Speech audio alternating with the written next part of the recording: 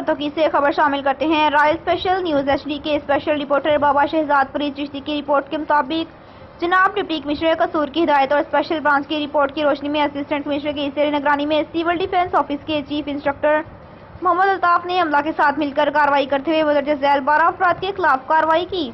तमाम दुकानों को मौका पर सील और मालकान के खिलाफ FIR के लिए इस्तगासे थाना फूलनगर, थाना सराय मुगल में जमा करवा दिए गए।